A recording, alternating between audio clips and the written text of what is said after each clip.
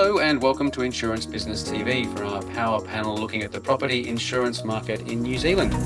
We've assembled our property specialists.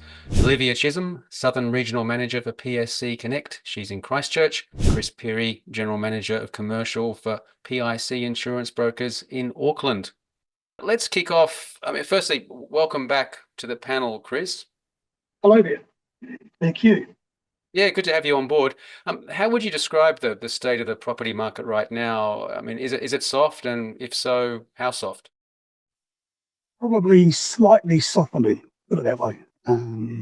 There are some rates are coming off, but I just say slightly softening. Probably in preparation for a big slide, but at the moment we're just edging over the precipice, I would say. That's how privately. Yeah. Yeah, so slightly soft. Olivia, welcome back to the panel. Thanks, Danny. Good to be here. Yeah, good to have you. Would you agree with Chris? Absolutely. I would describe the market as moderately soft, particularly in the commercial property space. We're seeing increased competition from insurers, especially for low-risk, well-maintained assets. Lloyd's, via underwriting agencies, have released more capacity into local markets and are actively pursuing New Zealand risks to diversify their books. We're seeing rate reductions are becoming more common, not aggressive, but noticeable, in the range of maybe 5 to 15%. However, the degree of softening really depends on location and risk profile.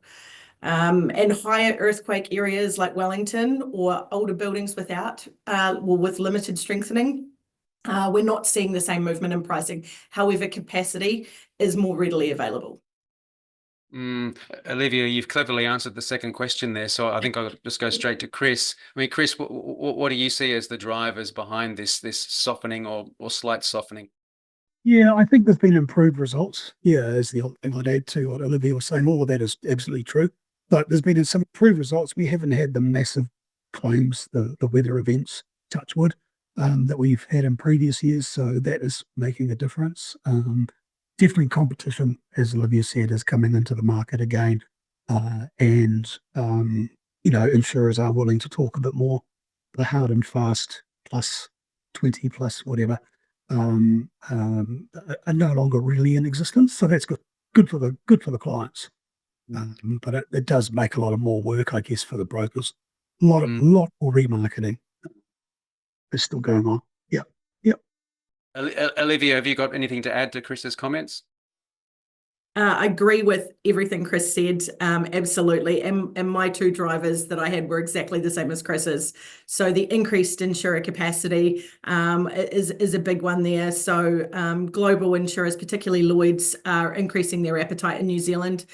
So they're driving competition and it's pushing the rates down, which is great news for clients. And the other one was the benign claims environment experienced in 2024. So it was relatively quiet for natural disasters and well below the long-term average.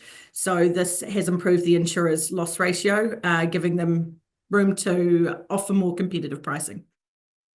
You both paint a pretty positive picture there, but there's still massive issues for the property industry in New Zealand, the high cost of houses and this building that still goes on in areas threatened by nat cats. If you could, what's one thing that you'd like the insurance industry to do to ease these problems? Chris, let's start with you on that one. Yeah, it's a tricky one. Often the insurance market is reactive rather than proactive, I guess. But and I know that risk-based pricing is becoming more more common. So there are certain areas in New Zealand that are becoming risky to insure, or more risky than they were.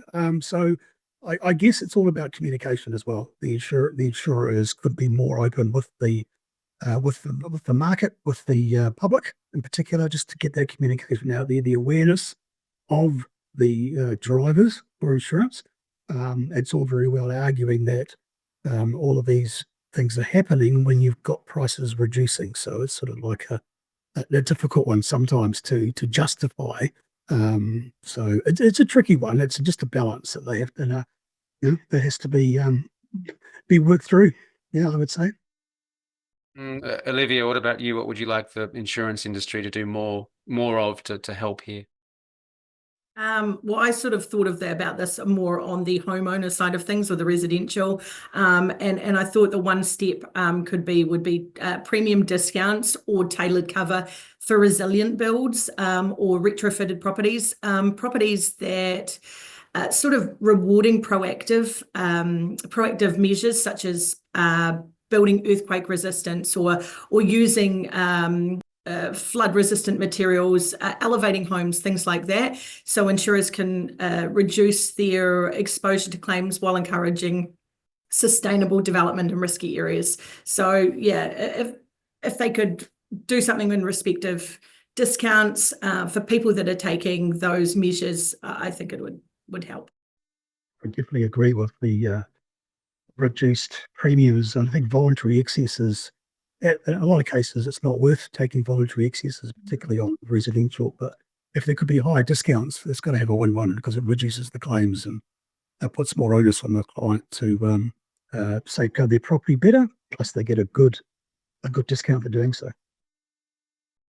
Let's take a wider focus for the last question. I mean, what do you see as the main insurance challenge for your clients in the months ahead? Chris, let's start with you again. Yeah, I think going forward, I do think underinsurance is still a major issue in the industry. So just a matter of talking to your clients, making sure they have the correct values insured, and you can offset the increases in values with maybe a bit lower premiums. But I think just getting alongside those clients, making sure they have adequate values on their buildings, their gross profit, everything. I just think underinsurance is a major issue. It's been highlighted recently in a lot of other surveys that have come out and discussion panels, and I just think that is a major issue potentially for the country. Yeah. Olivia, underinsurance for you too?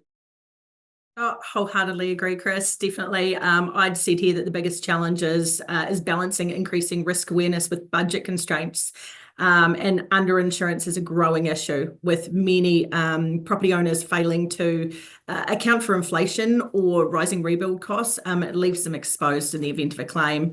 But it's compounded by economic pressures, I guess, of high unemployment and the cost of living expenses, which push customers towards the underinsurance or foregoing insurance altogether. So, yeah, agreed. Agreed, and we'll leave our power panel there. Thanks, Olivia. Thanks, Chris. And that wraps up our property power panel for New Zealand. Thanks for watching Insurance Business TV. Bye for now.